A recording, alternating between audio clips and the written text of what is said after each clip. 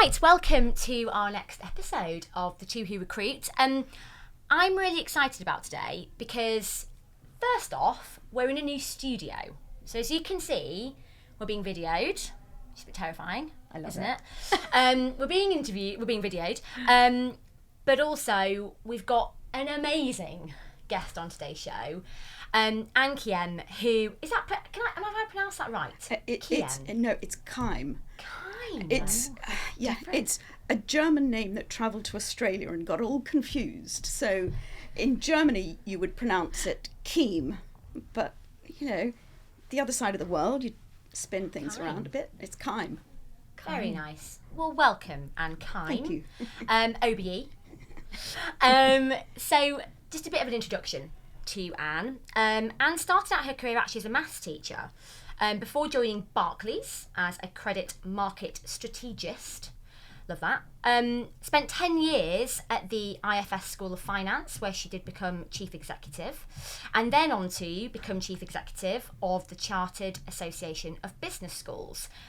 But now she is the CEO of the Chartered Institute of Internal Audit. Woo! Where you've been for a year. So almost a year. Okay, well, welcome. Thank you very much. It's good to be here and to see you again. Yeah. How are you? What have you been up to since we last spoke at the conference? Well, we've actually had another conference since the big conference in October. So we've been up to Scotland for our Scotland conference. So that was fabulous. Just want to say how fantastic the conference was this year. Really well organised. If people haven't been since potentially pre-COVID, I genuinely recommend going next year, because not only are there some fantastic panellists, there are some fantastic speakers, but actually the networking opportunity, we can't underestimate that. I think a lot of people have forgotten how powerful face-to-face interaction is. Absolutely. And what was really nice for us was that obviously during COVID, you can't get people together in the same way. And as you've suggested, it then becomes sort of something a bit different to have to come back in person. Last year, for the conference, there were more people joining online than were there in person. And it was fabulous this year that it was the other way around. Yeah. So people are coming back. Yeah. So it was just fabulous, and the joy of being around other people and talking about the fantastic speakers and the great discussions that were going on and debates that were going on was it was superb. It was really good. I think that's the thing, isn't it? It's coming back, and people are favouring just that face-to-face interaction because you've not had it for so long. But I think it depends on the kind of person one is, because you'll either prefer still being online and hiding behind a screen, or you're that person who actually just enjoys being in front of people. It makes a huge difference. Yeah, I mean, I think the thing is as well that we had to sort of put on hold our sense of being, and human beings are social creatures. Exactly. By nature. Yeah. So coming back and being social is just sort of almost relearning that. But I don't think we'll do away with I can't promise, but I don't think we'll do away with the online version, because it means people who perhaps can't afford to come to London and to stay overnight are still able to join, or people who can just join the sessions whilst they're still at work, the sessions that really speak to them. So I think there's something about that as well. It's about widening the access. Yeah, absolutely. It's using a mixture of both tools, or just making sure you provide that vast array of options for people to interact. Absolutely. But I'm definitely one that thinks face-to-face, you get so much more out of it. Absolutely. Bring everyone back in the room. Come on, we're going to all be back together Can't again. say no to a drink. Yeah, exactly. So let's move on to a point that I really want to talk to you about. Anne, you are an OBE. We've never had somebody on the podcast before who is an OBE. I don't think I've actually spoken to anybody before who's an OBE. So I'm very excited. I just want to know more about actually what it involves. So who presented this to you? What did you have to do? And how was it? Yes, it was all a very strange thing. I got home from work one day and there was this envelope on the doorstep, through the letterbox, and it had the sort of royal crest on it. And I just thought, being an Australian, that perhaps they'd found out and they were sending me home. That's brilliant. That's so funny. Oh, yeah. And so I opened it up, and it was this thing that said, we'd like to present you with an OBE. And then it's, if you are minded to accept, and it's very formal, if you are minded to accept, please reply by this date with this information. You're sworn to secrecy. And things like you have to sign to say that you've not done anything dodgy, and that you've not fiddled your taxes or anything like that. And that you commit to never doing any of that, because then they can rescind your OBE. Wow. And then they say, once you've done that, they write and say, well, the announcement will be in the paper on this date. You are not to tell anyone before that date, apart from bizarrely, the people you can tell are your own marketing department, because Brilliant. they want you to advertise the fact. But then you immediately get these letters saying, well, you're now entitled to have your own crest, and all of these things, and you just think, this is just bonkers. This doesn't happen to people like me. Right. So that's what it was like, and I couldn't tell anyone, and so then they said you will be.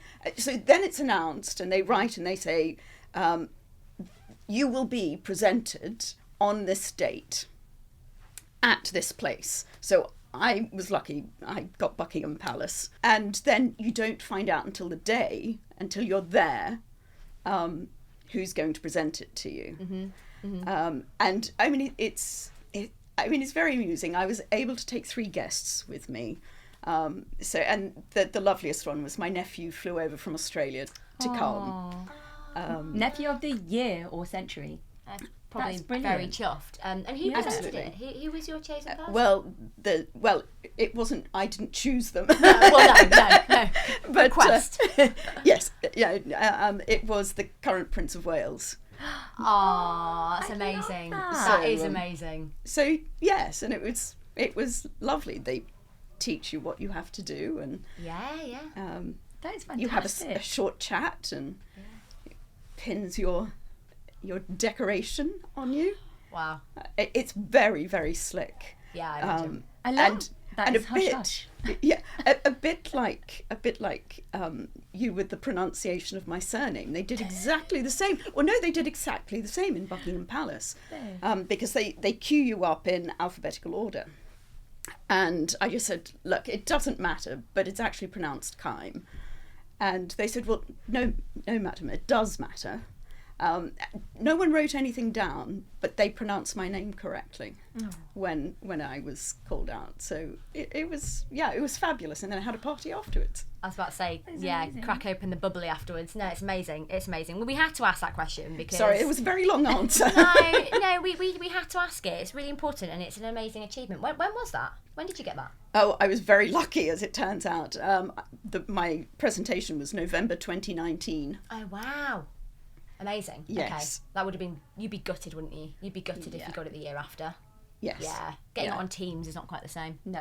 Zoom. Not the same feel. No, not the same band. Well, let's jump into the interview. And the point of today is twofold. We're going to talk about the Chartered Institute and what it is that you do.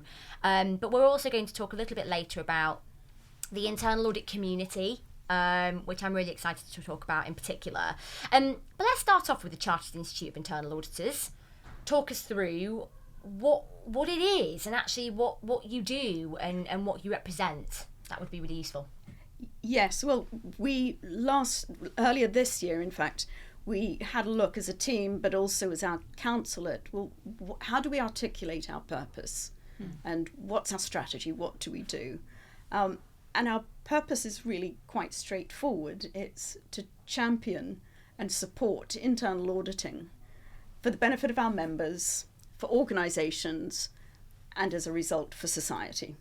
it's fairly clear that's what we're about. We are a membership organisation for people working in or associated with internal auditing.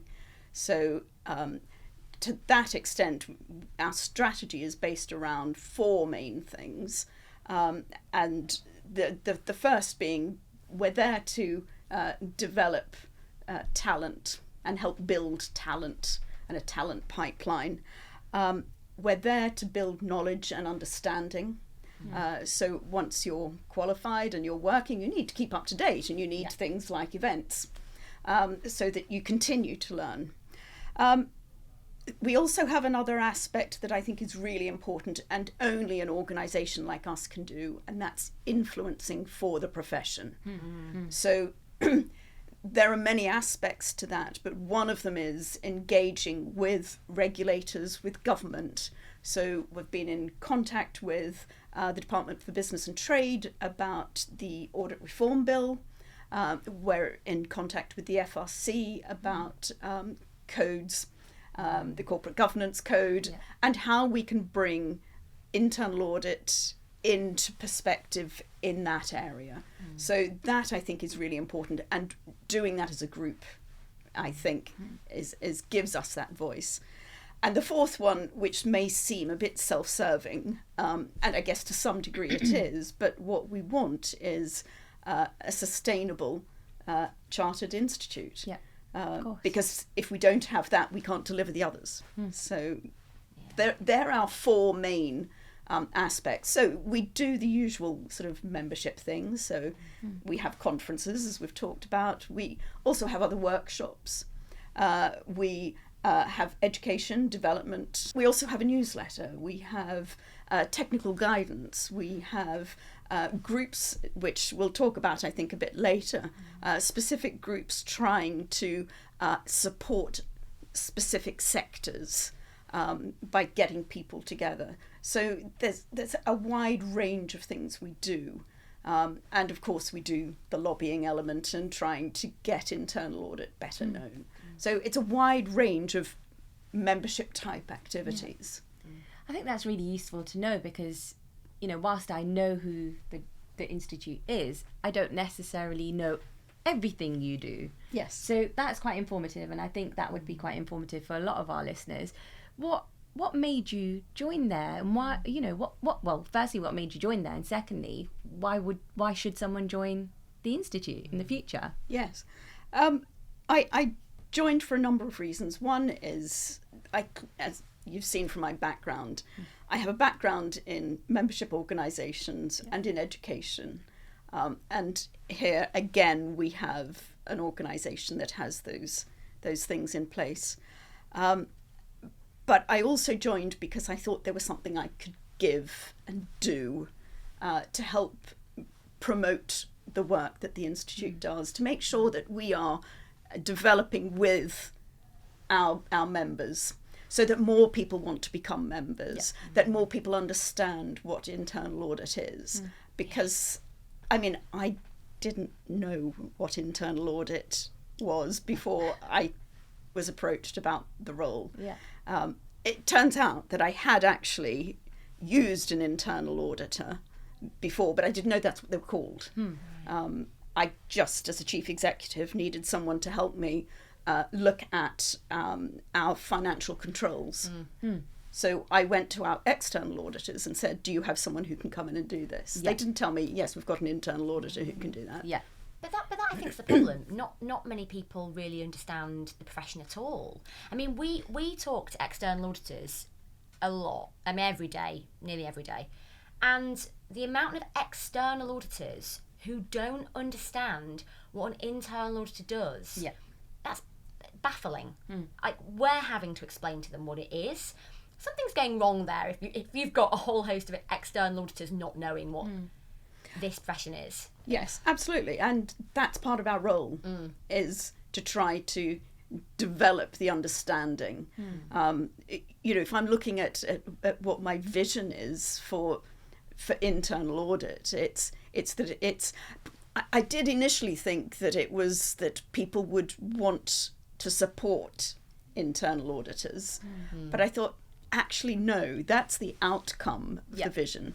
The vision is that people understand what internal auditors do, Yeah. because following from that, they will then want to support and encourage it. Yeah, and I think there's a perception. So when someone does know what internal audit is, there's a perception about what they do and what they don't do and how they behave. I think there's, again, that needs to be something where, I mean, we often educate people, don't we, around actually, do you understand what the role is? Do you understand what role you'll play if you actually take this role on? And those from an external audit background don't necessarily understand what IA is or what the role entails. Other softer skills. Yeah. Because I think this I think is what's really important, right? I mean, yes, there is definitely a technical element. You have to be technically strong. But I would always say that actually 60% of an internal audit role is your interpersonal skills. It's your communication style. And I raised this at the conference in the panel session that we did around diversity and inclusion. And I think, unfortunately, there's often the same words associated with what an internal audit should be like. So, gravitas, really strong interpersonal skills. And that's not necessarily the case, because then we're only looking at a very small proportion of the population. If you think about neurodiversity, actually it should be about not having everybody in the team the same personality, having a variety of different personalities. There could be somebody very strong at data analytics, very strong technically, and maybe they're a little bit better at keeping the room happy, as opposed to being a really confident individual who bounds into the room. And I think it's important that we don't just stereotype the other way, which is saying internal auditors have to have gravitas, they have to be really strong at communication. Actually, there's lots of different ways you can be a really good internal auditor. Absolutely right. Yeah. Absolutely right. And I think you need that diversity. It's the same in any profession. You need diverse people in any team, because otherwise you have groupthink, and that's when you end up in a mess. Yeah, and I think the personality point here is really important, because there are, I've been audited in the past, and it's all to do with how warm and approachable you are and how you can extract information in a way where you're actually not making the person feel they're taking all that information. It really boils down to how someone can get that out of somebody to get the best value and put in the best value for the organisation as well. Yes, and that's about trust. And it's also about, and in that I mean trust that actually the internal auditor wants the best for the organisation. Exactly. It's 100%. not a police force trying to find people doing things wrong. Yeah. It's there to say, this is what needs to happen, or here are some ideas on what needs to happen to make the organisation as successful as it could be. And I think you hit the nail on the head there. When I was talking about perception, I have heard policing as the perception, and it's not that. No. Exactly. And I think this really is one of those not one of those professions. This is the only profession that I've worked in where people are so passionate about what they do. I have never seen this anywhere else. And that really affects me, because I just think that's fabulous. Why didn't I know about this before? Maybe I would have made a good internal audit. Yeah, I totally agree. I agree. I think we should all champion the idea of there being a Barbie that is an internal auditor. Barbecue? No, Barbie is in the doll. Not a barbecue. I'll go for a barbecue. Well, you know how Barbie are now they're now creating dolls that have professions that are not necessarily stereotypically associated with Barbie. So Barbie now is a vet, or you can I don't know, construction worker. I think there should be an internal audit Barbie. Okay, so here's a question for you. Here's a question for you, Julia. What would she be wearing? Oh, that's a good question. I can tell you recruiter, but not an internal audit. Knowing many heads of internal audit, I'm not going to comment. That might be a wise decision. Well, in the sense that actually there's quite a lot of very, really, really interesting heads of internal audit who are not the stereotype, and the amount of heads of internal audit who just look. I mean, I think they have to blend with their company, and this is what's really interesting, right? So, I mean, I've worked with, I won't name names, but I've worked with some media organisations and some tech organisations, and the head of internal audit categorically can't walk into the media organisation in a suit and tie. It just doesn't reflect the business. They have to be a chameleon to where they are. So actually, I've seen all sorts of outfits. Yeah. And I think the thing is that internal audit is sometimes hampered by the term audit in the title. Yeah. Because people immediately think this is about finances. Yes. And as we know, it's about so much more than that. Yeah. So much more. Yeah. And I think that's the story we need to be getting across, is that finance is a tiny part of what they do. Yeah. Tiny. Yeah. And there are really interesting areas that are coming through. So the technology side, how do you audit AI? These are complex questions. Yeah. How do you ensure there's no greenwashing? Yeah. It's things like that I think we need to get those messages out there. Yeah, and all that's new. Regulation's always changing. I think it takes somebody inquisitive and enthusiastic to be able to research into that. But those are all brand new things. You need somebody who is creative. You don't think of words like this when you talk about an internal auditor. No. But you need all of that. Yes. Absolutely. And I guess on that point around AI, that was talked a lot about, wasn't it, at the conference? Absolutely. ESG, sustainability.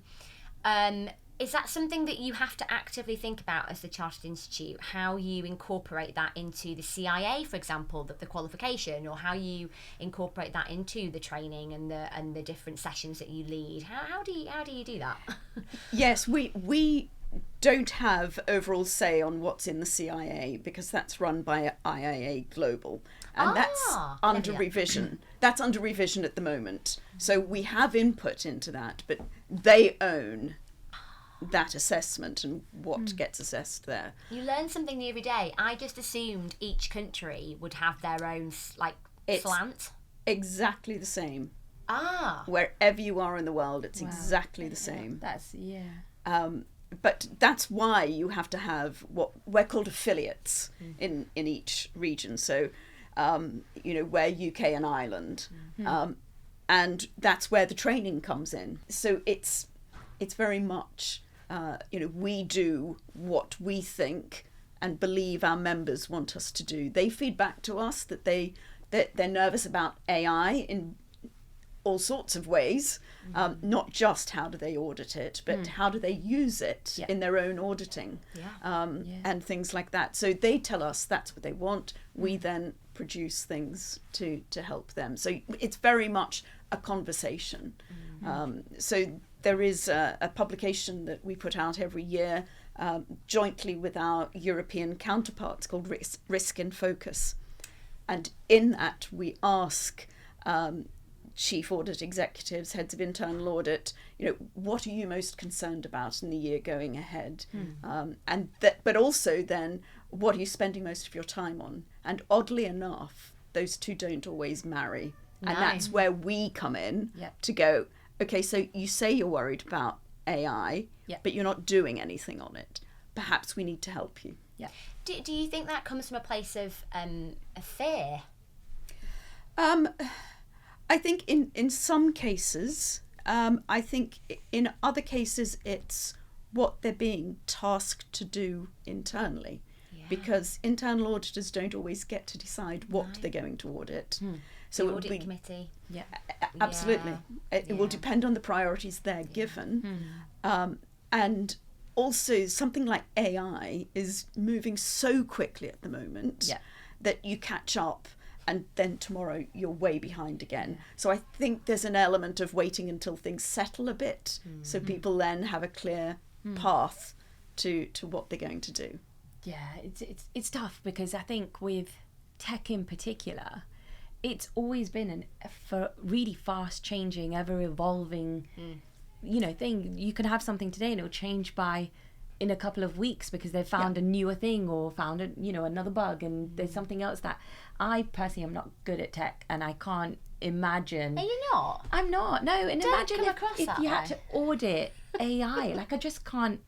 I can't think how somebody. Well, I'm not an auditor, but Yeah. But if you Challenge. think back, we wouldn't have been talking about ChatGPT in January of this year. We wouldn't. No. Really? I can't even remember. I can't remember when it came out. I have no idea. I mean, You're probably right. You're probably right. yeah, We weren't talking about it. No. Actively. no. Yeah. Whereas now it's everywhere. Yeah. I'm trying to use it. Are you? Well done. I'm not. I should do, but I'm not. You also mentioned earlier on that there are groups that the Chartered Institute host, hold, set up, create in correspondence to members. I think what you're getting at there is the women in internal audit, the what's the other one? There was another one as well. Race and ethnicity the race group. and ethnicity. We also have Aspire, which is for new internal auditors. Okay. We have a data analytics forum. So we have a number. We have an FS forum. We have a number of different forums that cater for specific areas. But I think the ones around Aspire, women in internal audit, and race and ethnicity is based not on where do you work and what's your focus, but more on, well, what's your background? Yeah. Absolutely. And I think this is the point, isn't it, on diversity and inclusion. We often talk about certain pockets of that. We talk about gender, we talk about ethnicity, we talk about religion, but actually, and I think what's really important to look at is socioeconomic backgrounds.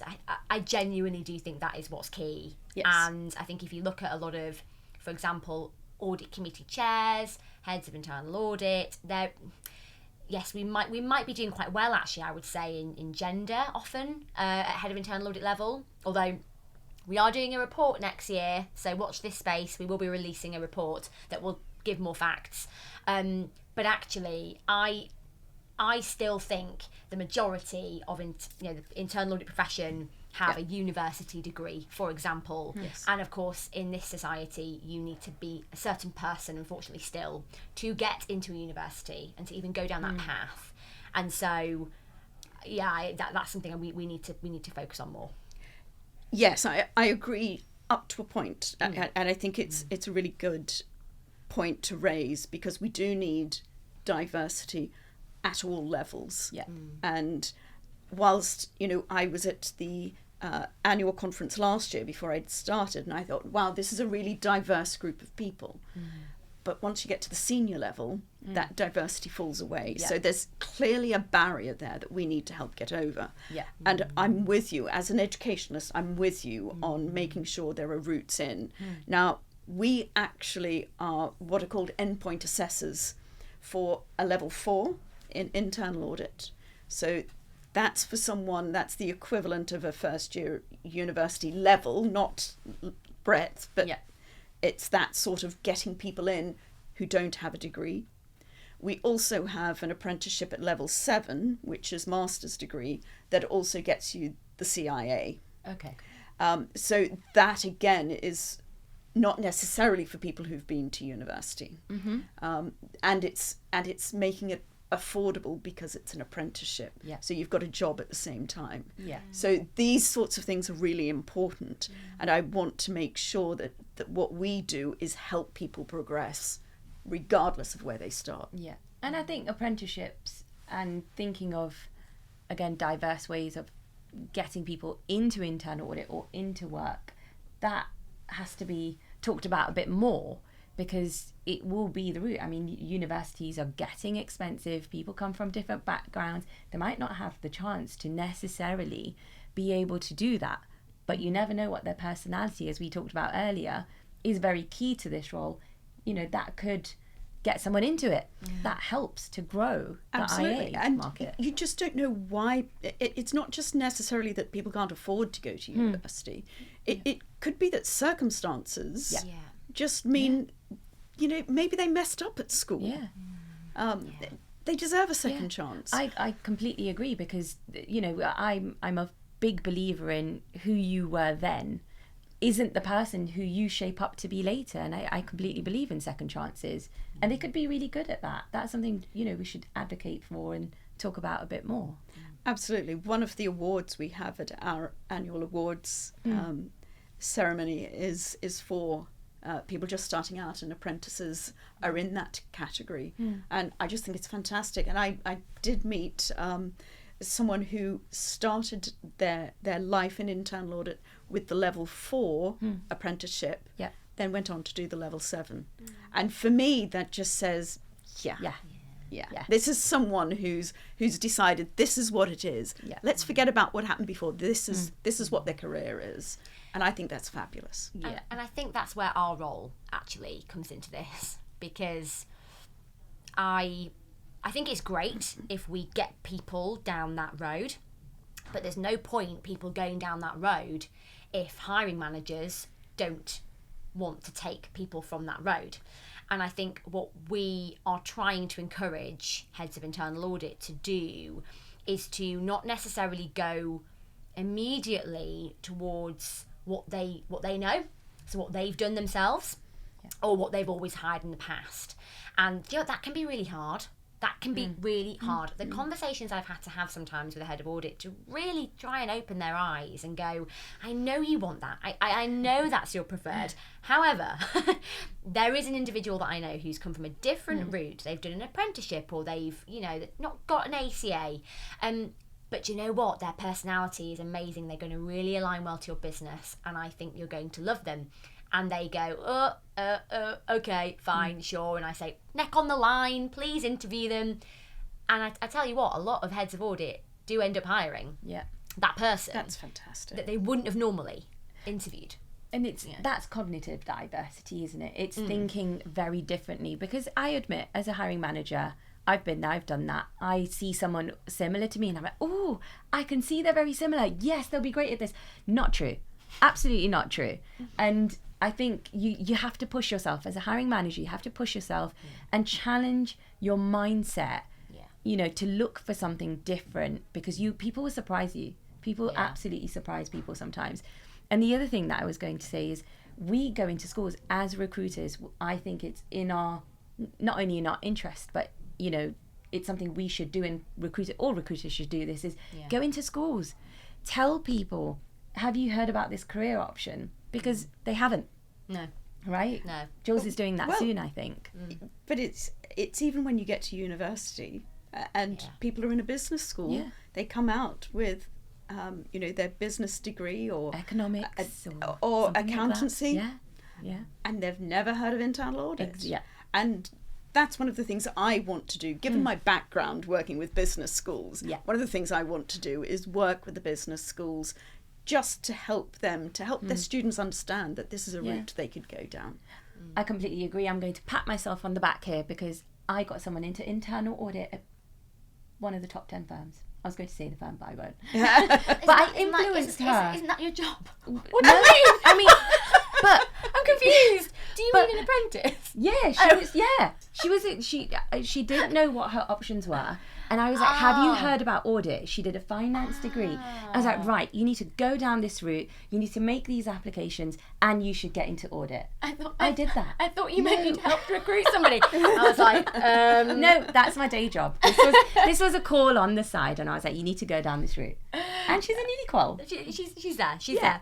I guess if we can think about other areas around diversity, and maybe, aside from that, if there's any other things that the Chartered Institute are looking to do to help attract more talent, are there any other things that you want to highlight that you're doing?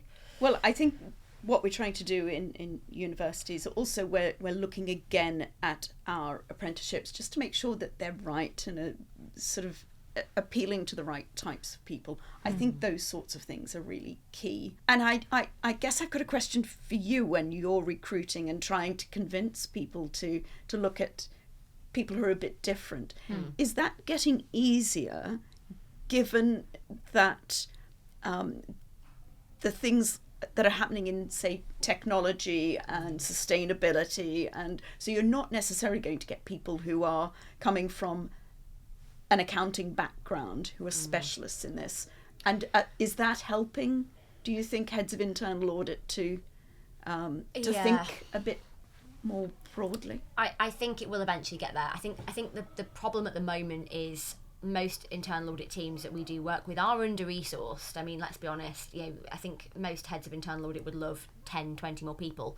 And actually, it remains that, financial risk, it's one of the biggest risks for a business, and therefore they tend to need people who are qualified in finance.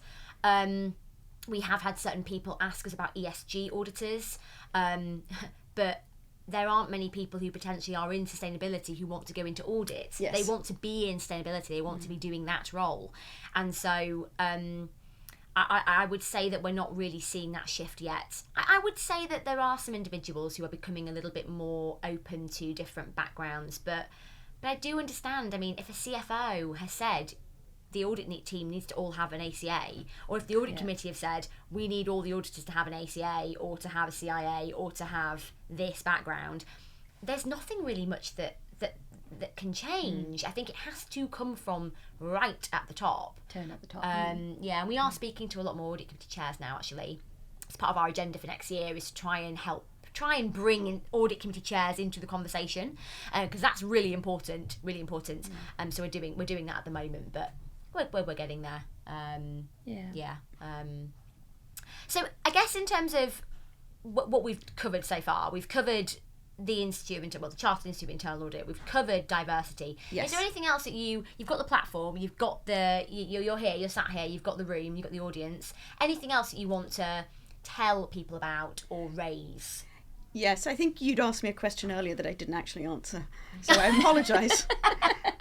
I think you'd asked me, why should people be members? Oh, yeah.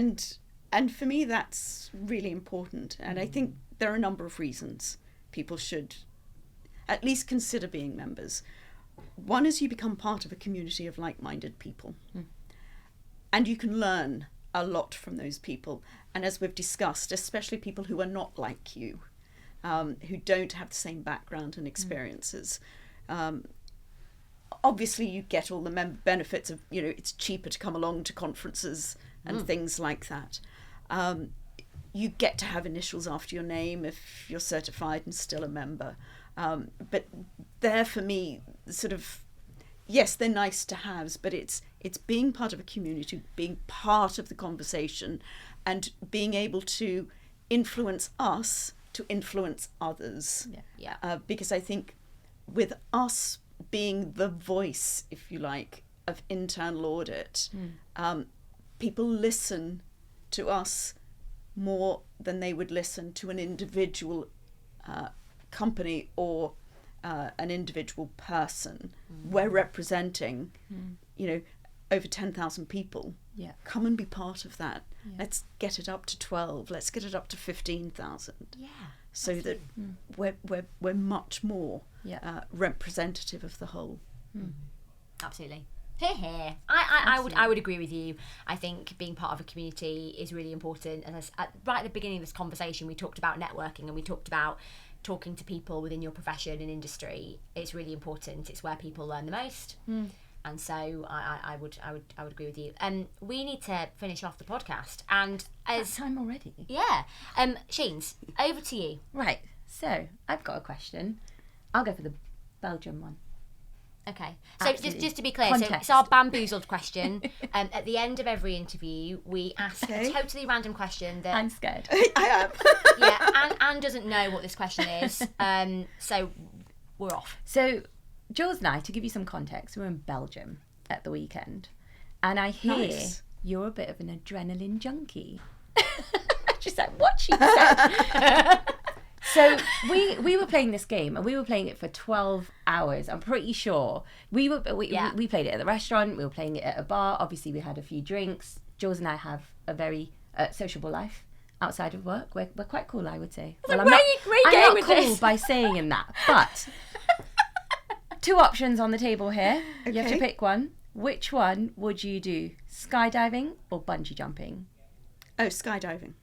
Why? I'm scared. That was like a really easy answer. But that was really quick. Because skydiving you do once. You jump out, you come down, you land. That's it. Whereas bungee jumping, you just keep going up and down. I mean, that would terrify me.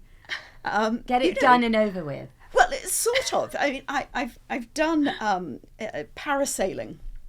Okay. And which is, if you've never done parasailing, it's superb. And what I didn't expect was that when you're up that high, it's silent, and so everything that's going on is just with your eyes. It's what you see, and somehow I found that just brilliant. I would do that again in a flash. Oh my gosh. So I think skydiving would be. That is amazing. I'd be terrified. I'd be absolutely terrified. But yeah, if I had to choose between the two, no brainer. That's such an easy answer. I know. Brilliant. You're Brilliant. quick to it. Well, quick to it. That's what we like. Also, I've heard too many stories about bungees where they haven't got the length right. Yeah. This is why I'm too scared, because I would be that person. Yeah. Yeah. So, Yeah. thank you. Thank you. Well, Come on, come Thank on. you. She's at another What one. would you do? I wouldn't do either. You all Oh, come on, you were mad. told. You were told you had to No. do one of them. Jules, you don't have an option. What would you do? I'm going to go with Which one? Anne's option because that's actually a really logical answer. Yeah. That makes sense. You do that. Right. Yeah. By the way, Jules is bungee jumping or skydiving rather next week. What? Why don't you do No, that? I'm not. Excellent. Absolutely not. Absolutely not. Sponsored. Absolutely not. And on that note, no, thank you so much for joining us. Really thank enjoyed you. it. Thank you so much. Really appreciate it, and good luck with everything that you've got going on next year and with the Chartered Institute. Thank you very much. It's Thank really you. good fun.